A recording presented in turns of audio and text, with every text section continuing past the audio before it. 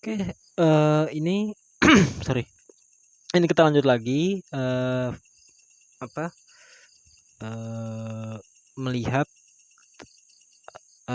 penjelasan dari ahli hukum Islam dan teolog Islam abad-abad pertengahan atau klasik tentang jihad. Ini lanjut masuk ke part 5 kalau nggak salah ya, kalau saya nggak salah nih masuk ke part 5 sambungan yang kemarin. Kita, kali ini masuk ke Al-Ahkam As-Sultaniyah. Al-Ahkam Sultaniyah, sorry. Itu ditulis oleh atau dijelaskan oleh Al-Mawardi tahun 1058. Diambil dari buku The Laws of Islamic Governance Al-Ahkam As-Sultaniyah. Karena pemimpin negara Islam itu biasanya disebutnya sultan, kayak kesultanan di Baghdad apa itu kan sultan itu pemimpin negaranya. Makanya pemerintahnya pemimpin kepemerintahannya itu sultan. Makanya kayak di Indonesia juga ada kerajaan-kerajaan yang bercorak Islam atau berlandaskan Islam, kayak kesultanan kayak Kesultanan Demak contohnya, salah satunya itu Sultanan Demak, karena itu bercorak atau berlandaskan Islam, kerajaan Islam di Indonesia berlandaskan Islam. Apalah itu. Kita masuk lanjut, kita fokus ke yang sudah saya highlight atau saya kasih underline, jadi supaya tidak terlalu panjang. Maksudnya Amirat Jihad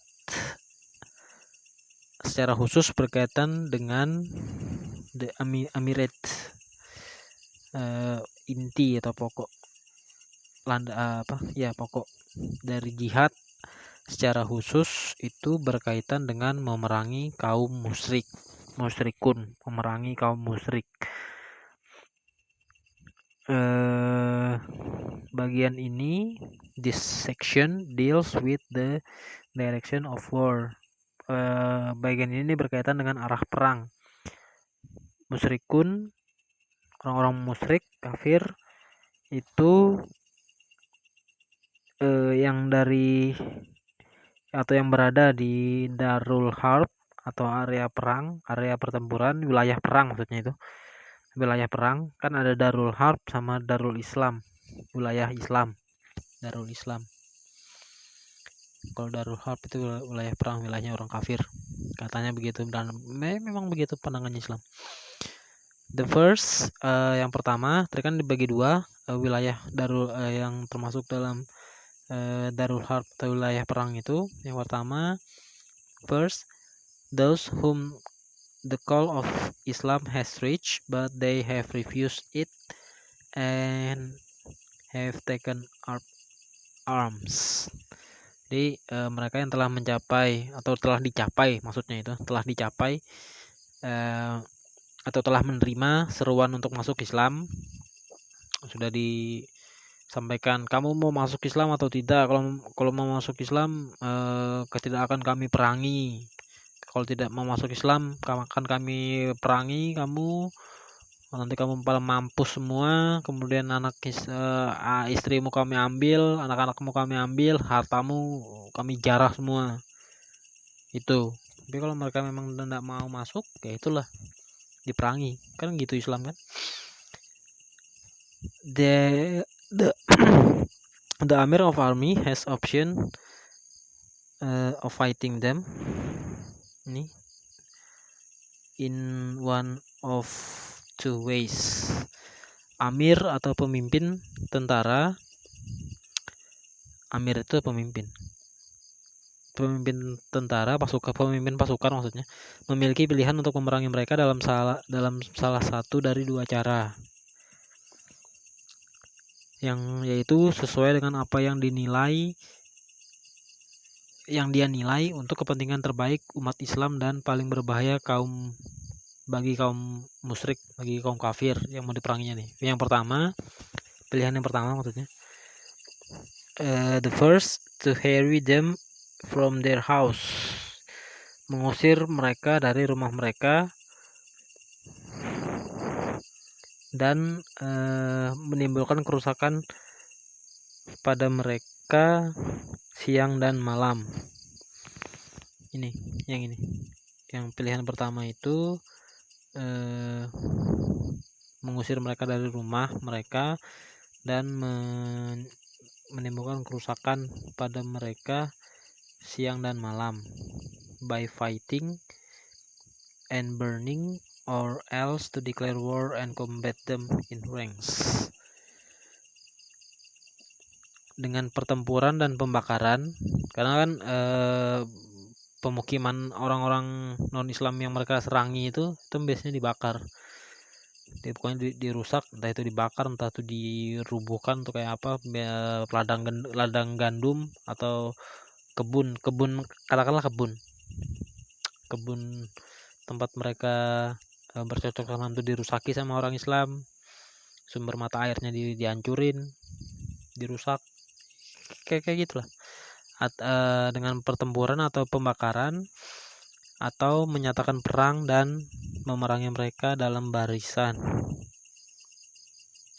Pilihan yang kedua, second, those whom the invitation to Islam has not reached, orang-orang yang belum terjangkau oleh ajakan Islam, artinya orang-orang yang belum diajak untuk masuk Islam, belum diserukan untuk masuk Islam, diberikan ancaman itu, kamu kalau mau masuk Islam tidak kami serang, tapi kalau mau masuk Islam kami hajar kamu habis-habisan, kamu saya bunuh, anak istri diambil, harta benda dirampas.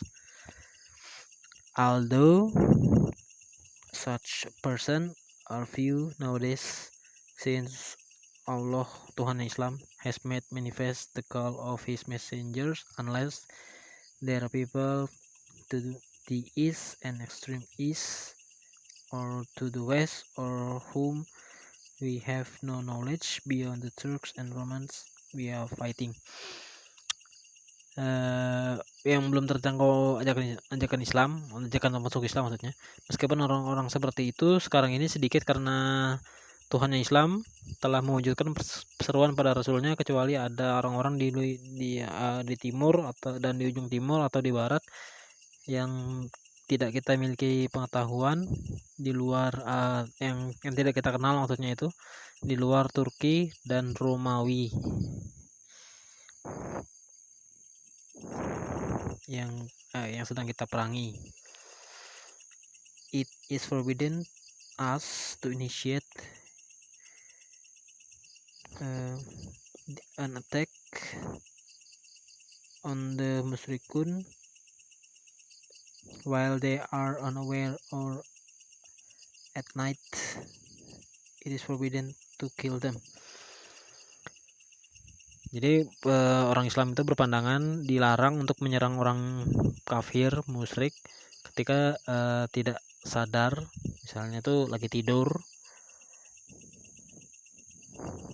tidak sadar atau tidak waspada, misalnya pas lagi tidur tengah malam gitu kan, atau dini hari apa gitu, atau mulai menyerang sebelum menjelaskan ajakan Islam, sebelum mengajak mereka masuk Islam.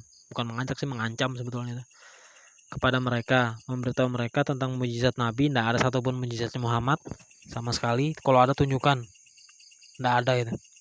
Dan menjelaskan bukti-bukti untuk mendorong penerimaan di pihak mereka, mendorong penerimaan supaya mereka masuk Islam maksudnya. Bukti-bukti apa? Tidak ada buktinya, bullshit itu. Jika mereka masih menolak untuk menerima setelah ini, perang dilancarkan terhadap mereka dan mereka diperlakukan sebagai orang yang telah dihubungi. Yang maksudnya dihubungi itu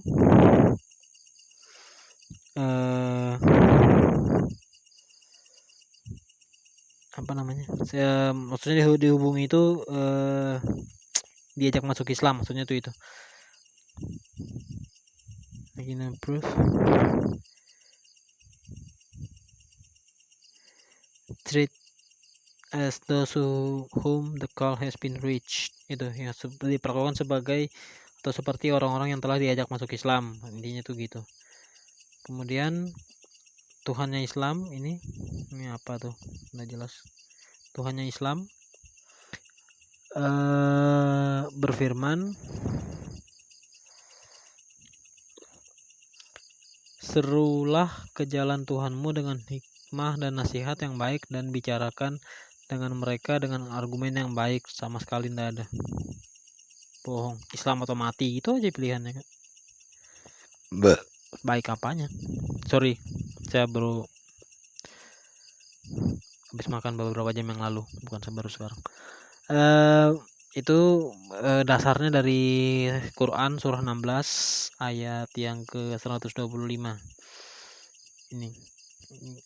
Nah itu yang berarti menyeru kepada Tuhanmu dengan kebijaksanaan, yang tentangnya ada dua interpretasi. Pertama, bahwa kebijaksanaan mengacu kepada kenabian, dan yang kedua bahwa itu mengacu kepada Al-Quran dan Al-Kalbi adalah pandangan ini.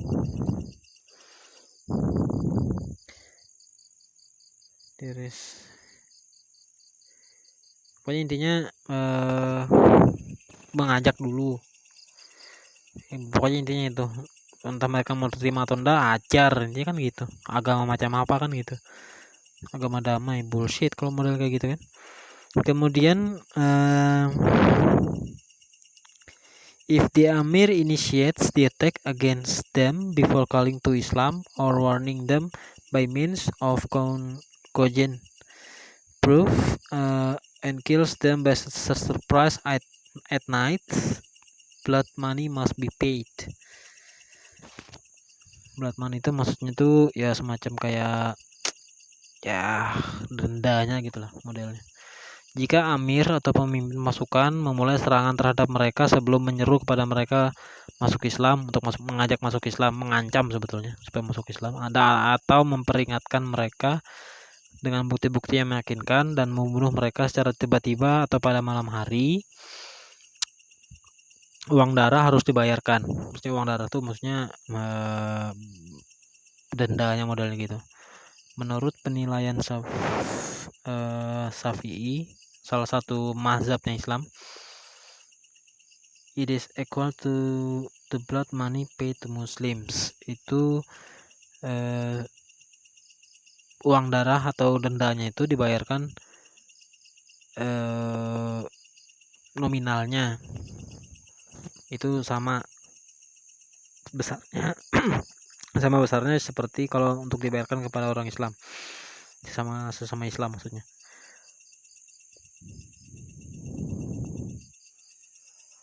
Intinya gitulah. Tetapi yang terakhir, pendapat yang terakhir dari Abu Hanifah ini yang saya klik ini, no blood money is liable for killing them and their blood is shed with impunity. Tidak ada uang darah atau denda karena membunuh mereka, yang artinya walaupun menyerangnya itu tanpa mengancam supaya mereka masuk Islam dulu, atau menyerangnya karena itu tiba-tiba tengah malam atau dini hari atau mendekati subuh apa gitu, itu tidak perlu membayar denda. Artinya itu secara tidak langsung, artinya maksudnya itu tidak salah, sah-sah aja menyerang tanpa mengajak masuk Islam atau mengancam supaya masuk Islam dulu, atau kemudian dia tidak ada menyerang secara mendadak pun itu tidak masalah. Itu intinya gitu. Kemudian yang ini, Muslim may put to death any musyrik combatant, he says, whether or not he is involved in the fighting. Seorang muslim dapat membunuh setiap pejuang musyrik yang ditangkapnya, baik dia terlibat dalam bukan pejuang, artinya itu orang aja ya, orang-orang biasa, karena dia kan kalau dia terlibat atau tidak kan berarti bisa jadi orang-orang biasa, penduduk biasa. Dapat membunuh setiap orang musyrik, artinya tuh yang dapat ditangkapnya, baik dia terlibat dalam pertempuran atau tidak. Kalau di yang di video sebelumnya itu kan kalau orang itu tidak, pandangan Islam juga, kalau orang itu tidak terlibat dalam peperangan, membantu ya tidak terlibat dalam peperangan atau secara langsung ataupun tidak langsung terlibatnya itu, kalau dia tidak terlibat ya sudah dibiarkan aja, tidak perlu dibunuh. Tapi di sini ada pendapat lain lagi yang mengatakan bahwa setiap orang muslim dapat membunuh orang musyrik yang dia tangkap. Orang musyrik artinya orang kafir yang dia tangkap, entah dia terlibat dalam perang atau tidak. Kemudian di kelima person menghibahkan self. Nah di sini kan,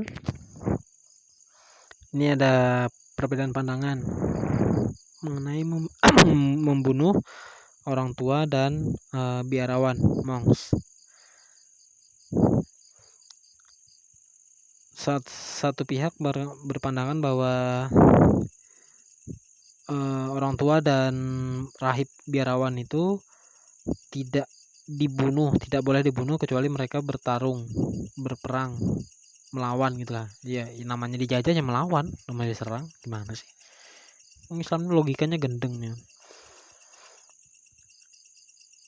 As they are covered like women and children by treaty, dengan perjanjian.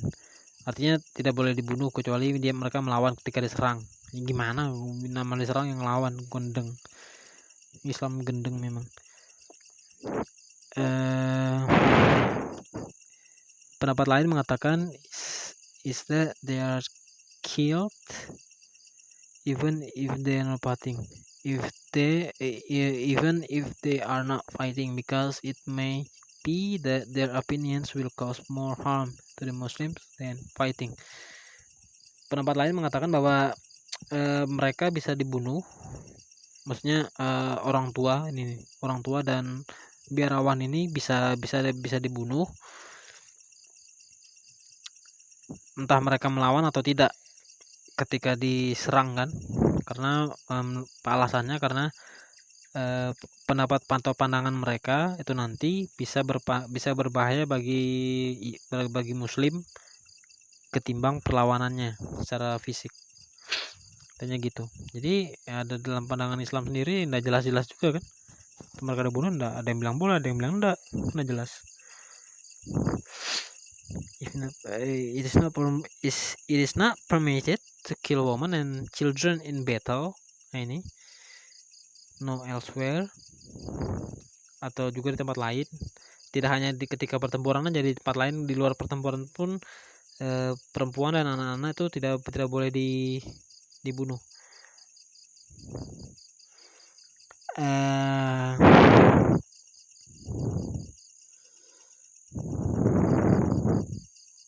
Karena perempuan dan anak-anak itu aset. Kalau perempuan dewasa, entah yang sudah cukup umur atau belum, pokoknya perempuan entah itu sudah cukup umur atau belum, itu properti yang luar biasa bagi Islam, karena itu bisa jadi mesin pencetak anak, pemuas nafsu birahi orang-orang Islam itu kan, yang ditangkapi, disetubuhi semau maunya, jadi pabrik anak atau kayak apa. Jangan bilang saya menjelek-jelekan, itu memang faktanya seperti itu, fakta sejarahnya. If women and children fight, then they are fought and killed, but only face to face. Not the woman, children, shield and better. That possible.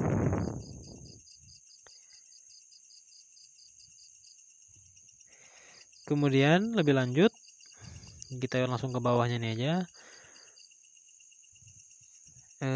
Continual perseverance in fighting is among the duties of jihad, is binding until one of four things occur. Jadi ketekunan untuk terus menerus dalam pertempuran adalah salah satu kewajiban jihad, sampai salah satu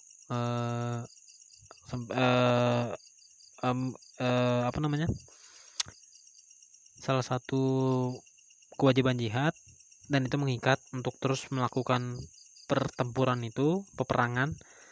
Jadi peperangan menjaga agar perang itu terus terjadi, perseverance, agar pertempuran atau jihad itu sendiri lah, agar memelihara agar jihad itu tetap terus dilaksanakan. Itu adalah salah satu tanggung jawab, kewajiban agar jihad itu tetap terus dilakukan, maksudnya itu. Dan itu mengikat terhadap setiap muslim Islam, orang Islam, sampai salah satu dari 4 hal di bawah ini terjadi. Yang pertama, musuh menjadi Islam, masuk Islam, jadi mualaf. Jadi kalau musuh orang kafir apapun itu, pokoknya kafir selain Islam, kafir intinya itu. Kalau ada orang kafir, orang selain Islam dia masuk Islam, stop diperangi. Yang kedua, sebentar, ini belum yang kedua. Yang ketika musuh masuk Islam itu perang di stop, kemudian negara mereka menjadi bagian wilayah Islam ketika mereka masuk Islam. Jadi misalnya ada pasukan Islam nih, mereka menyerang mana ya yang bagus, yang gampang aja dah, biar ngerti aja. Misalnya pasukan Islam datang, mereka menyerang wilayah Kutai Barat. Warga Kutai Barat menyerah, gua masuk Islam, gitu kan, misalnya kan. Kami masuk Islam. Dengan warga Kutai Barat masuk Islam, wilayah Kutai Barat itu menjadi wilayah Islam. Jadi wilayah Islam.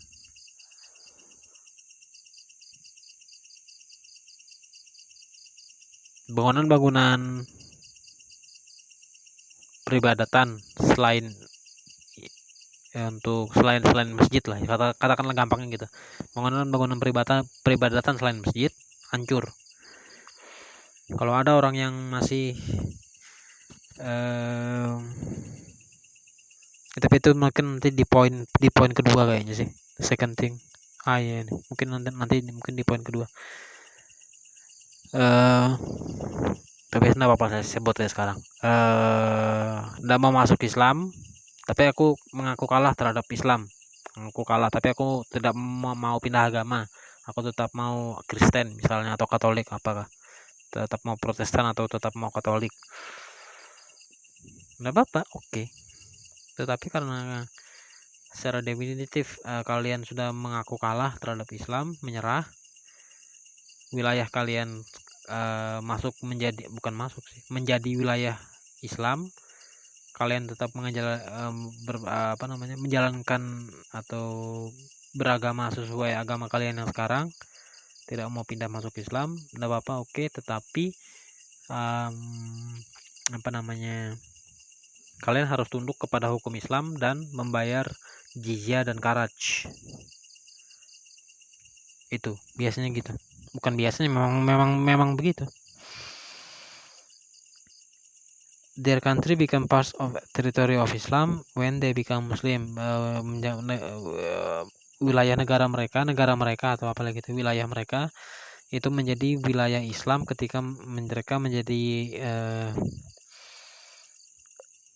Muslim atau menjadi mualaf, masuk Islam gitu. Kemudian any land or wealth belonging to them in the battle zone remains theirs. Tanah mereka dan harta benda mereka, wealth belonging tetap menjadi milik mereka, tidak diambil oleh orang Islam. Tetapi kalau mereka tidak mau masuk Islam, ya jangan harap, saya goodbye aja sama harta benda. Tanah milik pun diambil sama orang Islam, kan menjadi wilayah Islam semua.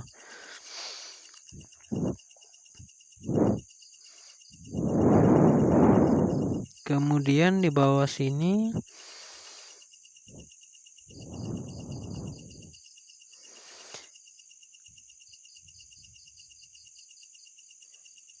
Fundamental Islam.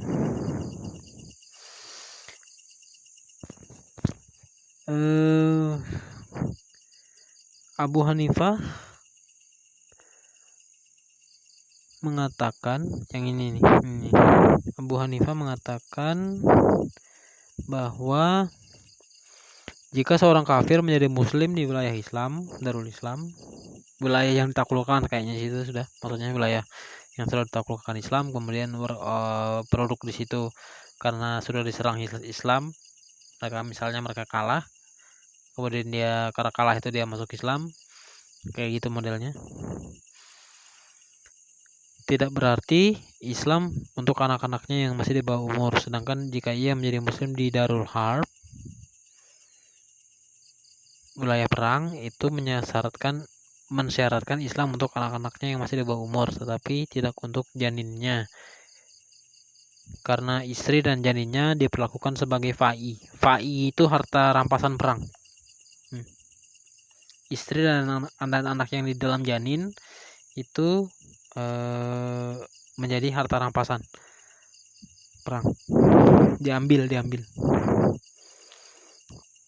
sama orang Islam.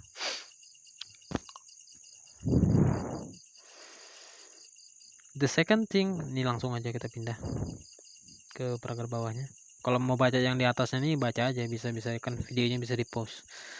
The second thing that might occur is Tuhan Islam give victory over them but they remain musyrikun. Hal kedua yang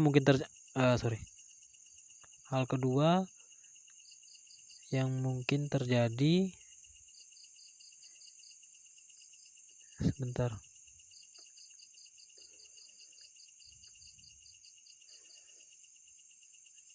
Hal kedua yang mungkin terjadi bahwa Tuhannya Islam memberikan kemenangan kepada mereka, tetapi mereka tetap tidak mau masuk Islam, tetap menjadi orang kafir.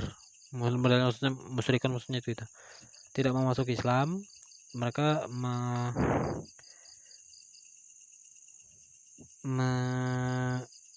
mau tetap memegang agamanya yang sekarang. Jadi mereka sudah kalah, orang-orang yang diserang Islam ini sudah kalah, tetapi para penduduknya ini tetap mau memegang agamanya yang lama. Nah itu. Dalam hal ini perempuan dan anak-anak si orang kafir ini, perempuan dan anak-anak mereka akan ditawan tuh. Jadi misalnya saya punya istri, punya anak istri saya ditawan sama orang Islam. Perempuan, maksudnya perempuan dewasa ini yang sudah mungkin sekitar 17 tahun ke atas atau 18 ke atas mungkin dah. Iya, sekitaran itu lah.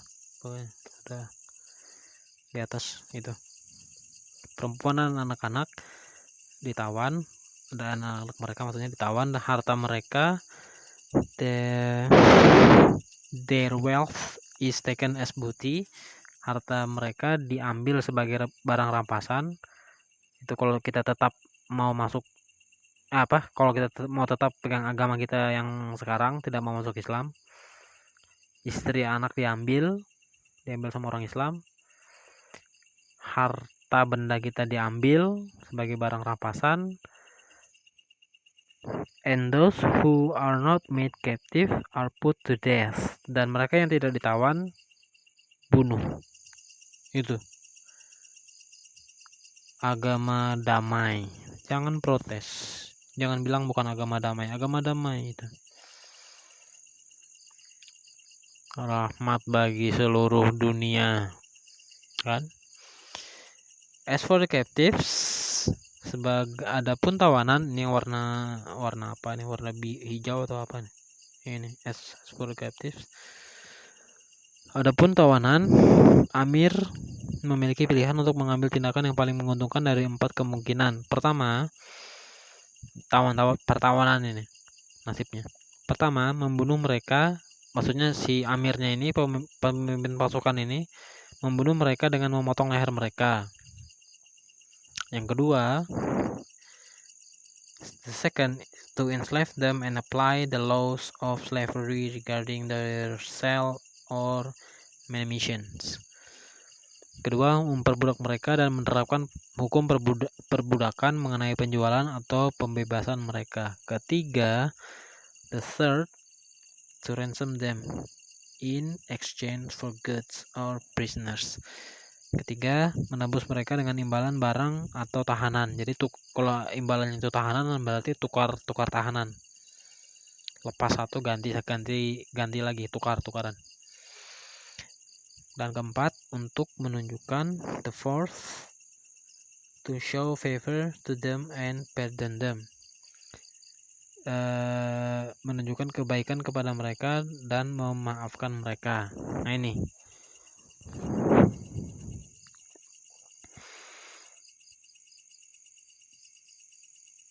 Whenever you encounter those who deny the truth, strike their necks.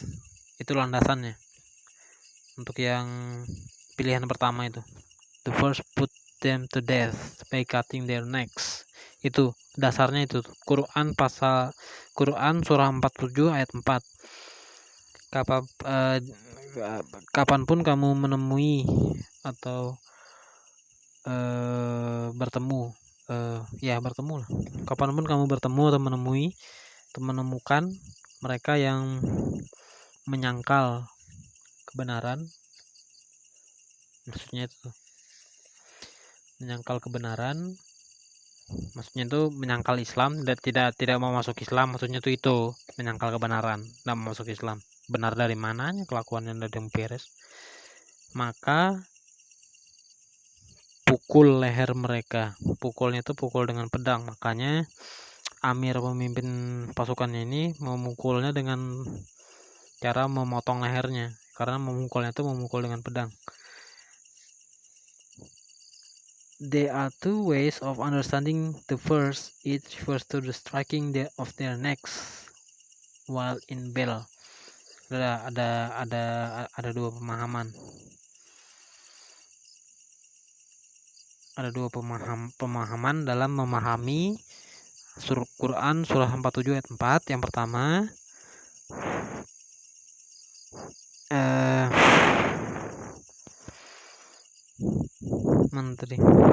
two ways in understanding ani. The first, that it refers to striking of their necks while in battle. Pemahaman yang pertama itu menyerang atau memukul leher mereka saat berperang.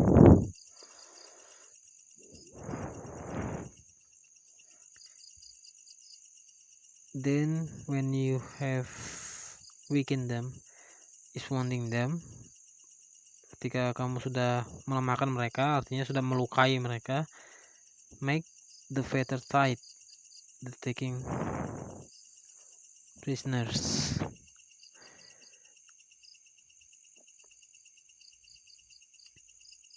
Membuat belenggu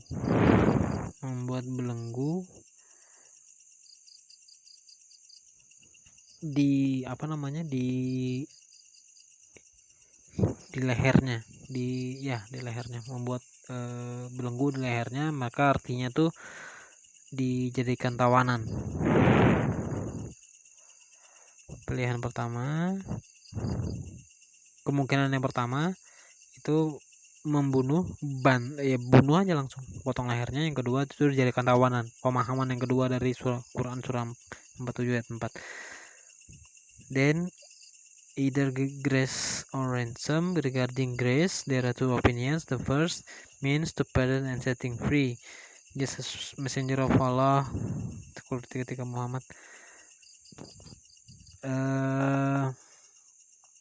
rahmat atau tebusan. Dimaksud dengan rahmat di sini, grace itu pengampunan dan pembebasan. Itu mengacu kepada teladan Muhammad, ceritanya gitu. Mengampuni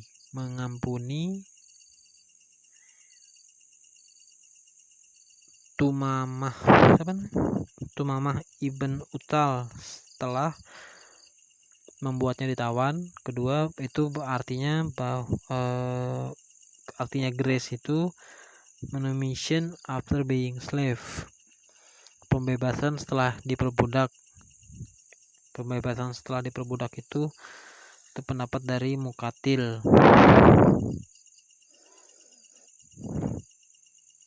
Kemudian ini Muqatil di bawah. Kemudian ransom ini yang warna hijau ini. Ransom itu ada dua pendapat lagi. Ini Islam ini pendapatnya baru udah jelas. Ada dua pendapat lagi. Pendapat yang pertama itu mengacu kepada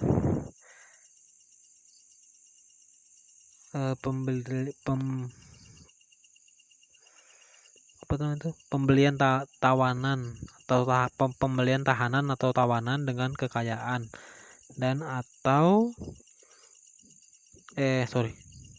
dengan tawanan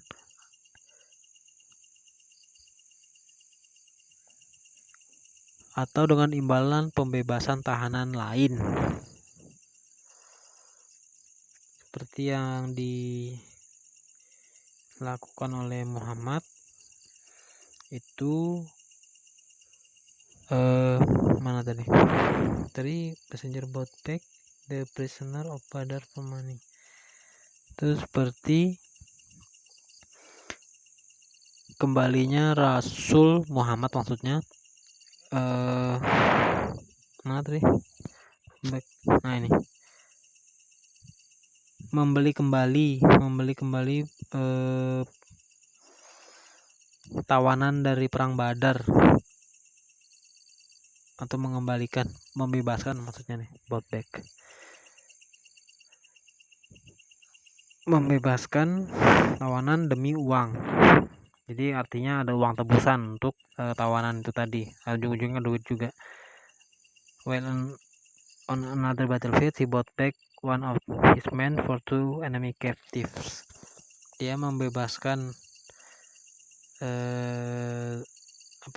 satu tawanan dia, tetapi dia tukar dengan dua tawanan musuh. Jadi melepaskan satu untuk mendapatkan dua, jadi malah untung dia punya dua tawanan kan gitu. The second that is refers to sell, in this is the opinion of Muqatil. Pendapat yang berikutnya mengenai maksudnya ransom itu artinya dijual. Jadi budak itu biasanya dijual. Memang itu yang dilakukan sama orang umat Islam. Kalau kita lihat sejarahnya, human trafficking itu banyak dilakukan oleh umat Islam. Kalau nggak di video saya sebelumnya, pembahasan dari jihad perbudakan itu ada.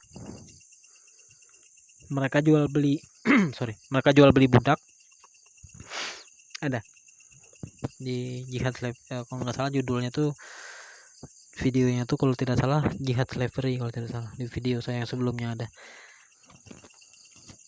Until the world lays down its burdens. There are two interpretations of this.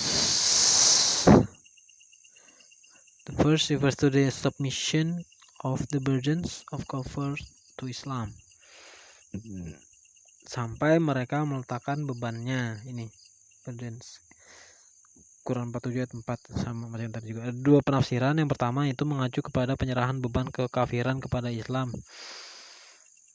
Artinya ya mungkin maksudnya itu ya masuk Islam. Kafirnya dibuang, dia pindah agama jadi Islam, ya gitu. Kemudian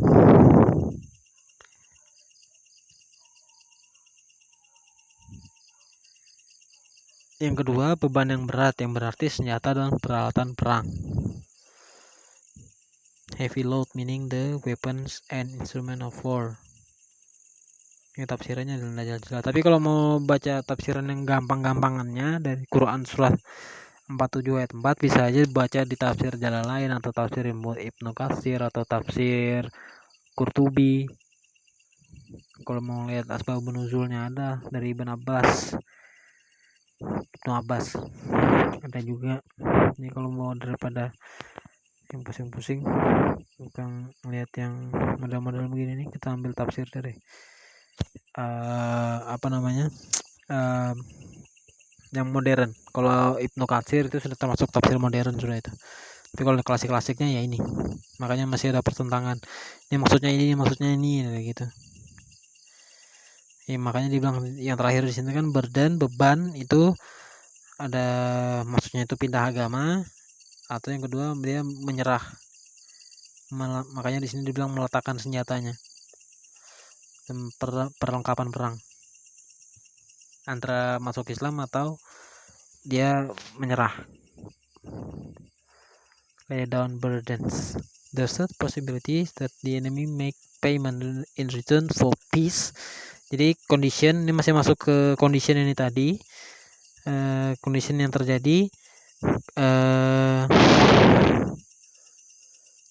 kalau mau terjadinya kedamaian ini kan bahwa orang Islam harus melestarikan terus atau melaksanakan terus pertempuran jihad sampai keempat hal ini terjadi. Yang tadi yang pertama itu kalau Musa masuk Islam, yang kedua itu umat kafir yang diperangi Islam itu tetap mau megang agamanya, tetapi mereka sudah kalah, tapi mereka mau tetap pegang agamanya bisa. Tetapi tiga hal ini terjadi, dua atau tiga ini, tiga hal ini terjadi. Perempuan dan anak-anak itu diambil menjadi tawanan, kemudian harta benda diambil sebagai barang rampasan, harta rampasan perang. Kemudian yang ketiga, hal-hal yang terjadi yang ketiga adalah orang yang tidak ditawan dibunuh. Kemudian kemungkinan ketiga yang untuk terjadinya kedamaian atau perang itu dihentikan, jihad itu dihentikan itu adalah orang-orang yang diperangi Islam ini, orang kafir yang dianggap oleh Islam ini kafir, itu menyerahkan atau ya memberi atau menyerahkan. Kalau dibilang membayar sepertinya kurang pas. Menyerahkan pembayaran, melakukan pembayaran payment sebagai balasan atas kedamaian atau ketenangan, kedamaian dan rekonsiliasi. It is permitted to accept this payment and reconciliation with them in two ways. Ada dua kondisi atau syarat yang harus dipenuhi untuk dapat menerima pembayaran dan rekonsiliasi dengan orang atau dari orang kafir. Yang pertama, pembayaran dilakukan dengan segera. Ini payment is made immediately and is not treated as ongoing tribute.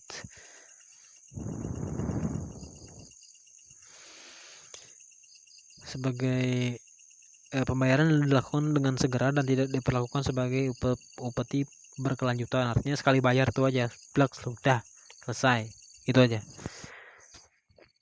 Maksudnya yang not treated as ongoing tribute, berarti pembayaran hanya dilakukan satu kali. Kemudian yang kuning-kuningnya ini a guarantee that those paying is it will not longer be fought during this jihad. Itu menjamin bahwa atau merupakan jaminan bahwa mereka yang membayar yang ini tadi tribute atau payment apalah itu, yang membayarnya itu tadi tidak akan lagi diperangi selama jihad itu berlangsung. Jadi mereka sudah bayar, sudah aman kamu, modelnya kayak gitulah. It does, however, bagaimanapun not prevent a jihad being carried out against them in the future. Tapi itu tidak menjadi jaminan bahwa jihad tidak akan dilakukan lagi terhadap mereka yang sudah membayar ini tadi di waktu yang akan datang. Bisa ketika dia membayar ini, aman, kamu tidak akan kami perangi lagi. Tetapi itu tidak menjamin di waktu yang akan datang, misalnya bulan depan atau 6 bulan ke depan atau 1 tahun ke depan mereka akan diperangi lagi. Dan menjadi jaminan bahwa dalam waktu dari detik itu sampai selamanya mereka tidak akan diperangi, tidak ada jaminan seperti itu. Bisa jadi nanti mereka di waktu ke depan entah kapan diperangi lagi. Yang kedua, membuat pembayaran setiap tahun atau ya payment pembayaran. Oke lah. Mereka membuat pembayaran setiap tahun. Not permitted tourism jihad against them as long as they make the payments. Melakukan pembayaran setiap tahun. Nah, inilah yang sekarang yang apa namanya? Jizya dan Kharaj. Jizya dan Kharaj itu dilakukan setiap tahun. Besarannya ada yang 12, kalau saya tidak salah ingat 12, 24, 48 dirham. 12 itu yang menengah ke bawah. Yang di bawah, yang kelas bawah, yang menengah itu 24 dirham 1 tahunnya. Kemudian yang atas, kelas atas, yang ekonominya atas maksudnya, orang kafir ini 48 dirham. Kalau saya tidak salah ingat.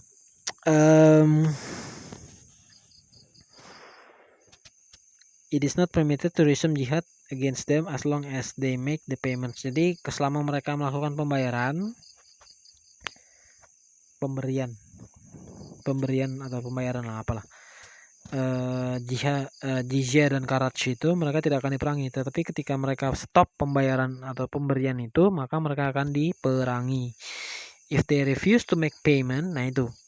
If they refuse to make payment, however, the reconciliation ceases. Their security is no longer guaranteed and war must be waged on them. Jadi kalau mereka stop pembayarannya, maka rekonsiliasinya itu batal, habis, kemudian keamanan mereka tidak lagi dijamin, dan perang harus dilancarkan terhadap mereka. Cuma aja jadi kayak macam model pungutan terhadap para preman aja gitu modelnya. The fourth possibility yang untuk bisa terciptanya atau pembatalan penghentian jihad itu, yang kemungkinan keempat itu the enemy request guarantee of safety and a truce. It is permitted to make a truce of peace for a specific period of time with them if victory over them and taking payment from them is too difficult to obtain. Jadi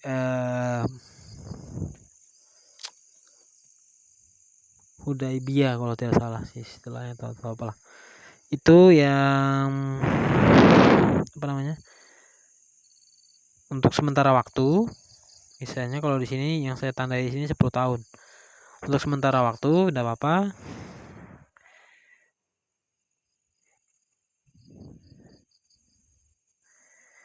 Tidak diperangi aja dulu. Kalau di sini alasannya karena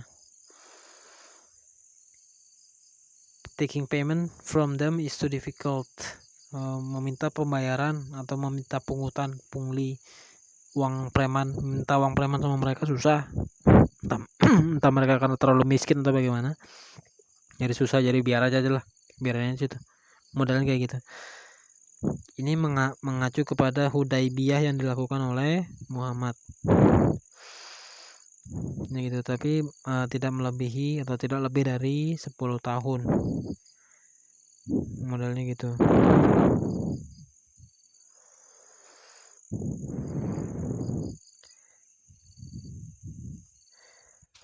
Ini kemudian di bawah sini ada lagi anunya nih, ada baca sejarah. Kalau di bawah sini ada sejarah Rasulullah Muhammad. Ini paragraf yang ke bawah sini. Di paragraf yang ini Muhammad memotong vines.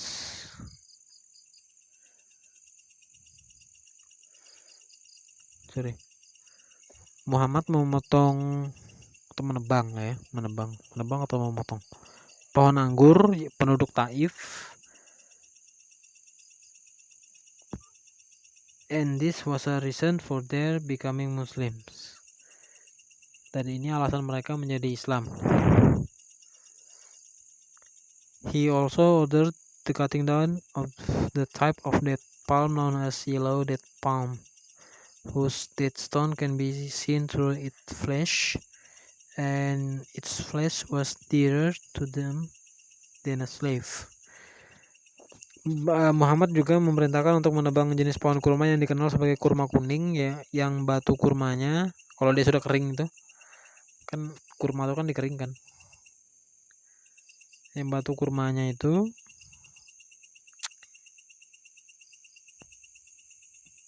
dapat dilihat dagingnya bagian dalamnya.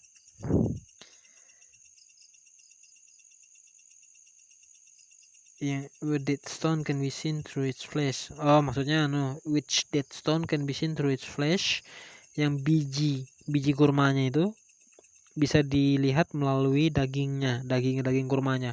Maksudnya daging kurmanya itu bening. And its flesh was dearer to them than a slave. Dan dagingnya itu lebih mereka disukai daripada seorang budak, artinya rasanya sangat-sangat enak. Tapi itu disuruh sama tapi itu ditebang sama Muhammad. Dan di sini ada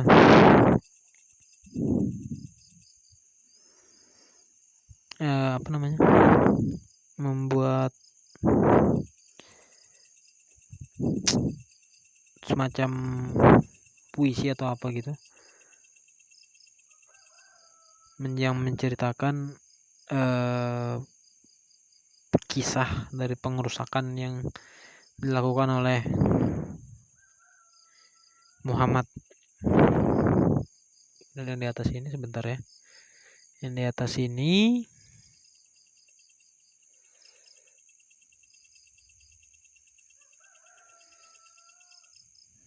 ini the section concerning the rules of the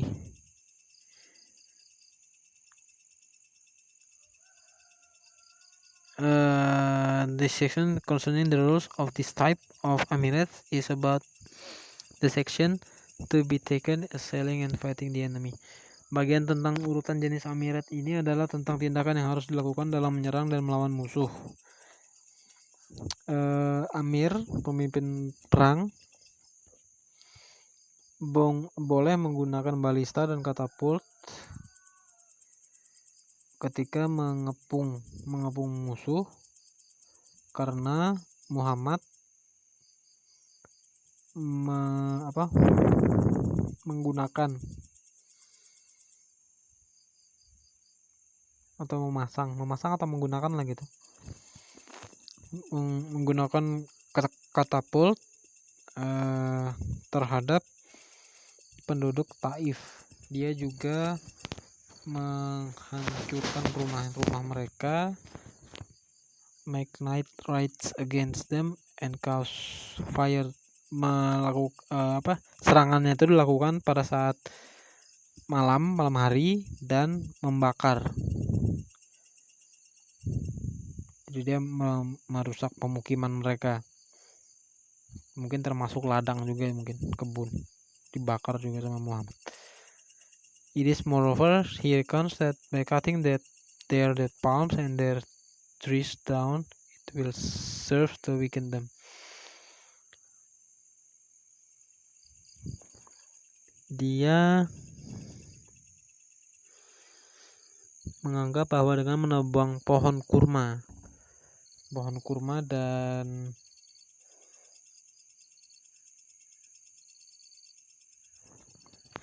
pohon-pohon mereka yang lain, dari trees, pohon-pohon yang lain, it itu akan melemahkan mereka, such that they are overcome by force or are compelled to make peace agreement. Then he should do so. He should not, however,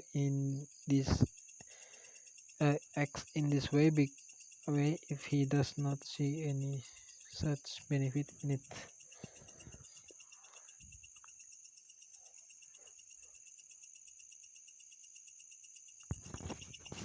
Sehingga mereka dikalahkan dengan paksa atau dipaksa untuk membuat perjanjian damai, maka dia harus melakukannya. Dia harusnya tapi dia tidak melakukan ini kalau maksudnya membakar dan merusak itu, nebang pohon membakar pemukiman. Kalau tidak ada melihat keuntungannya dari situ. Kalau di sini kan keuntungannya membuat mereka lemah kan itu. Kemudian nyamuknya banyak sekali.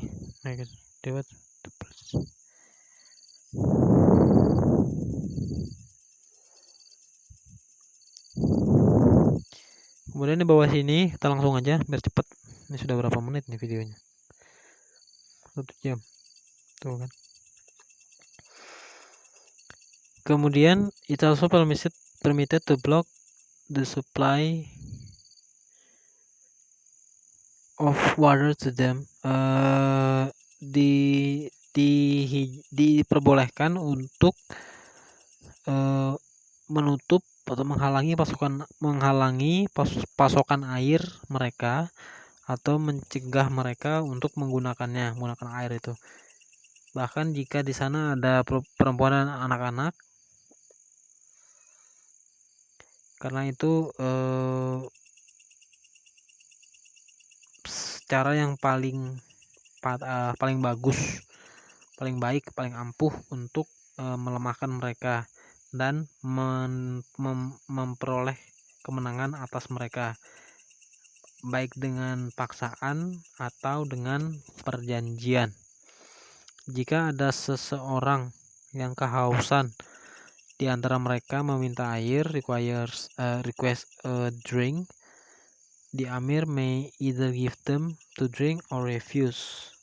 Pemimpin pasukan Amir, orang Islam, boleh atau mungkin akan memberikan air untuk diminum atau menolaknya. Sama seperti dia memiliki pilihan untuk membunuhnya atau membiarkan dia hidup. Anyone who kills one of them should hide from the sight of the others, but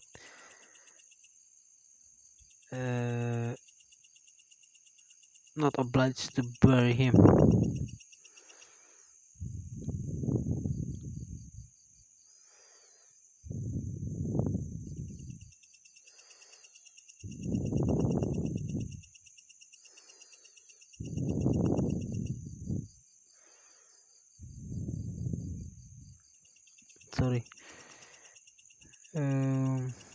Itu kemudian di sini mana tadi itu, siapapun yang membunuh salah satu dari mereka harus menyembunyikannya dari pandangan orang lain. Artinya jangan sampai ketahuan,